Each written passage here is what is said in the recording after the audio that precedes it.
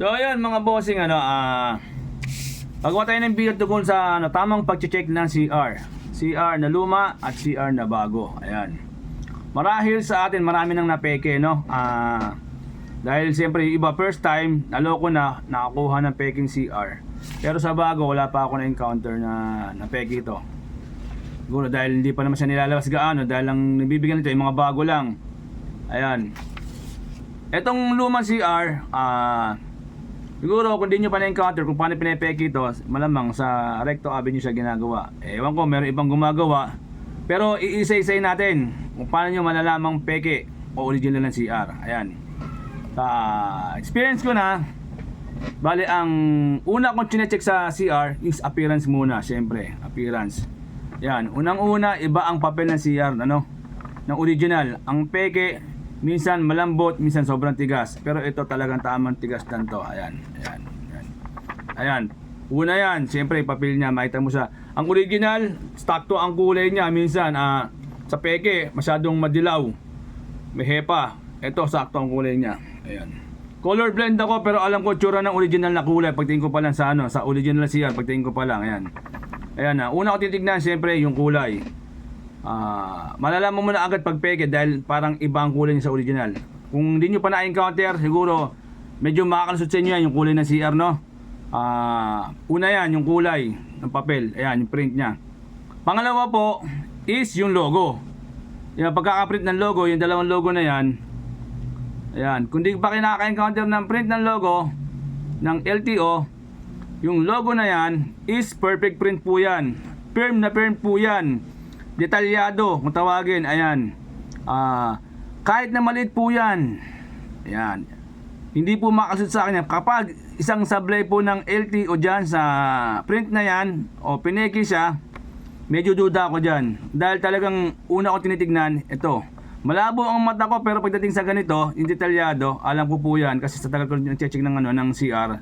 Alam ko po yan, yung magkabila na yan. Ito, tsaka ito. Ayan. Perfect print po yan. Pag yan nag-light, nag-dark, sablaya. Kasi makikita nyo sa card yung napakaliit na mga letter dyan. Perfect po yan. Ayan. Yan. Una, yung kulay. Pangalawa, yung logo, yung printing niya, pagkaka-print niya, no? Pangatlo, ayan, itong cut niya.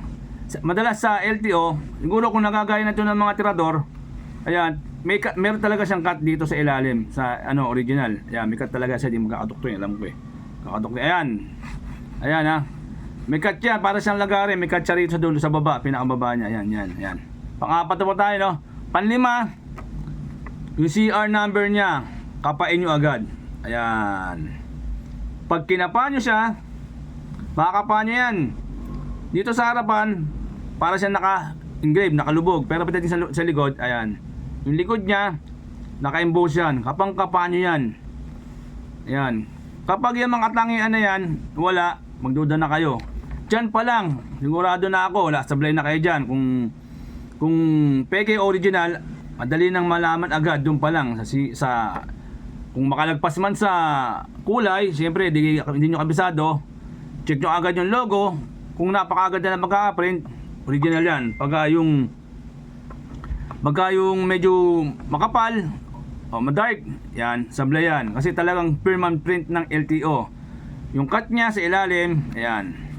Yung CR number niya, ayan. Panglima is yung paper mark niya sa likod, ayan. Yung hair strand niya, kung tawagin, meron siyang paper mark dyan. Kapag nakita niya may paper mark siya sa likod, yung parang buhok-buhok, at maganda yung pagkakabuhok-buhok niya kasi buo yan eh. Sa pegi po na CR, meron pong ganyan, pero putol-putol siya. Putol-putol. Ayan, hindi siya perfect talaga. Putol-putol siya. Nakakita na ako ng peki niya, kaya alam ko rin po tsura nun. Pagka peki siya at putol-putol yung nasa likod niya, peki po yan. Ang original, makita nyo parang buhok-buhok dyan. Original po yan, dapat buo po siya. Ayan. Ngayon, kung nakalusot pa rin sa inyo yan, meron pa tayong pang-anim. Magdala kayo ng blue light. Ayan. Magdala kayo ng blue light para ma-check nyo yung pinaka-detalyado ng CR.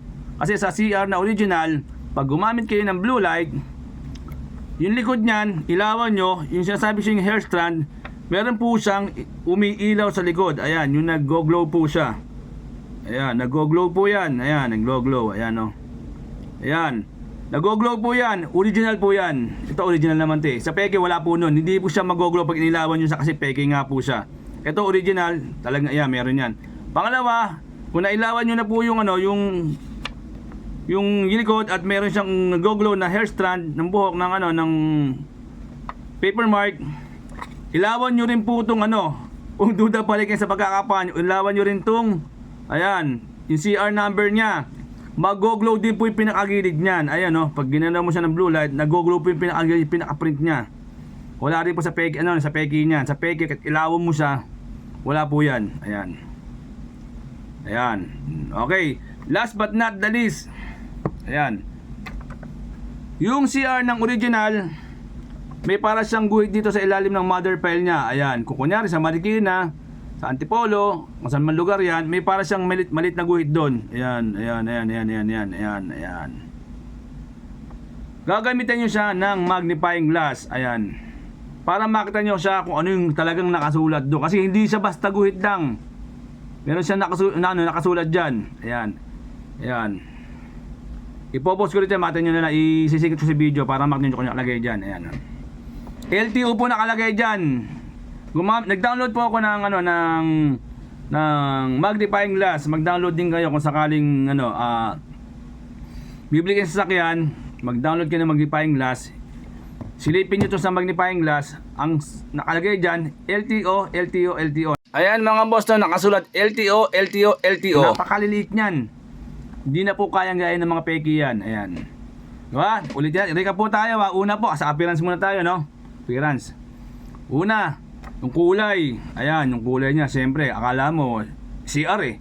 Siyempre, pag yung kulay niya, akala mo original, maloloko ka na doon. Yan, oh, okay to, original kasi maganda kulay. Pero ang original talaga niya is sakto yung pagkakadilaw niya. Hindi siya yung super dilaw.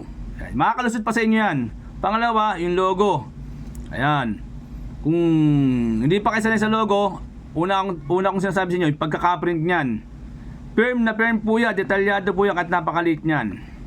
Pangatlo, yung cut niya sa ilalim. Yung cut, ayan, yung cut niya. Ayan. Maaaring meron sa peke niyan, pero original, may cut talaga yan. Pang-apat, kung nakalusot pa sa inyo yan, yung CR kapain nyo. Ayan. May kapa po yan, makakapa nyo yan. Ayan ha. Recap lang po tayo. Anim, itong nasa likod. Yung CR niya, ayan. May hair strand siya, yung paper mark money kung tawagin, ayan. Kung nakalusot pa sa inyo yan, gumamit kayo ng blue light. Ilawan nyo. Ayan. Ilaw sa likod, ilaw sa number. Ayan. Yung pinakahuli. Ayan. Yung pinaka detalyadong maliit na guhit sa ilalim ng mother file o yung kung saan siya ginawa. Yung ilalim niyan, gumamit kayo ng magnifying glass. Yun, di na makalusot sa inyo yan. Mag-download lang kayo lagi sa cellphone nyo nun. Makikita nyo na kung ano yung nakasulat sa ilalim ng ano, guhit na yan. Hindi sa guhit. May nakasulat dyan na LTO, LTO, LTO. Alright. Okay, siguro na tandaan nyo na, no? Sunod tayo sa ano, itong bago. Ayan, sa bago naman tayo. Ayan. Ayan. Sa bagong CR natin ngayon at kung luma, maliit, yung bago, lumaki talaga siya, no? Maraming ano, yumaman ng LTO sa papel. Pinalaki nila ng husto, no? Andito pa rin naman lahat ng mga ano, ng mga detalye ng kung ano yung nasa luma. Ang nadagdag lang dito is yung barcode sa baba, no? Ayan, ayan. Katulad sinasabi ko sa inyo, sa LTO, talagang maganda pagkaagawa ng logo niyan. Yan, logo, ayan, ayan, ayan. Yung appearance na yan, siguro maaaring ano, maaaring makalusot yan dahil hindi natin masasabi kung nagawa na ba ito ng mga peke o talagang sinadya nilang gawin, 'di ba? Pero ang pictures pa rin na maaaring maka-save sa inyo kung original o peke ito is yung deep check natin na ginagawa, no? Para hindi nakikita ng mata, gagamit ka ng ano ng gadget o ng ano ng pan-check para malaman mo original. Siguro sa lumang CR, para malaman mo siya kung peke siya, ang pinakamalalim na check dito sa bagong CR is yung paper mark niya. Ayan, yung paper mark niya sa likod. Ayan. Itong dalawang pictures na to talaga, hindi na ito mawawala sa CR natin, no? Yung to yung hairstand niya, yung paper mark niya kung tawagin, yung buhok-buhok niya. Talagang hindi mo mawawas dahil ang ginagamit din na papel is exclusive for LTO lang, no? Sa peke hindi siya magagawa. Meron din siyang hair strand. Ngayon, pinakamalalim na check natin dito para malaman natin kung original is kung makikita nyo may hair strand siya. Hindi ko pa na-encounter kasi yung peke nito, pero sa original, ito pa rin siya. Yung pa rin ang ginamit na papel sa kanya. Pero pag inilawan mo uli siya, ayan, ng blue light, nag-glow siya. Nag-glow pa rin yung ano niya. Ayan o, nag-glow siya. Pag tinamaan siya, ayan o. Ayan, nag-glow siya. Glow. Ayan o. Ayan, may ilaw. Kitang-kita rito. Ayan. Basta lagi lang kayo magdala ng blue light. Ayan, malaking bagay. Yun, nag-glow siya. Ayan, kitang-kita siya. Sa harap, ganun din siya. Pag inilawan mo siya, ganun din siya. Mag-glow din yan. Kitang-kita mo. Ayun o. Ayan. Sa logo. Ayan o. Hindi na kayang gayahin yan. Hindi na kayang pekein yan. Ayan. Kung nakalusot pa rin kayo sa ganito, meron kala nyo, original na peke pa rin kayo. Meron pa siyang isang pinaka-detalyadong bagay na hindi kayang gayahin ng peke. Yung nasa, ayan, may para siyang guhit dito. Ayan o. Yung guhit na yan, ayan, maliit na guhit na yan, paikot yan. Pag ganon, yan. Ayan, paikot yan. Maliit na guhit yan, paakyat. Yun, paikot yan dito. Hindi siya basta guhit lang. May nakasulat doon. Alam nyo kung nakasulat doon? Ang nakalagay po dyan, Land Transportation. LTO, Land Transportation.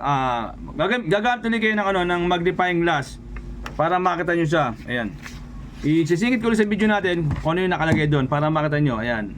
Dito sa medulo dito. Ayan, ayan yung maguhit na yan. Yan. Ayun. So, ayan siya mga boss, no? Land Transportation. So far, wala pa ako na-encounter na gumaya nito. Hindi ko pa na-experience. Pero, yun lang pinakahuli ko kung check talaga. Yung guhit na to, tsaka yung paper mark niya. Para ma-legit check ko siya. Kasi talagang di magagaya ng mga peke yan. Dahil ang papel nito, LTO lang gumagamit. Ayan. Sana nakatulong sa inyo ang video natin. Ayan. Legit check ng lumang CR. Napakaraming pictures, kaya hindi kayo mapepeke. Binanggit ko na lahat yan. Sa bago, wala naman siyang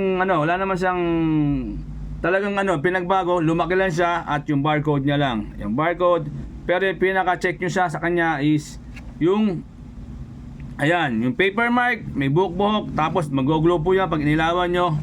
Ang pinakahuli, ayan, yung guhit na maliit sa dulo, ayan, yan. Pag ganyan, land transportation po yan kapag ginamitan nyo ng magnifying glass. Ayan. So, ulit po, magandang gabi sa inyong lahat. Salamat po, sana may natutunan kayo sa ating video ngayon. Ayan. Thank you!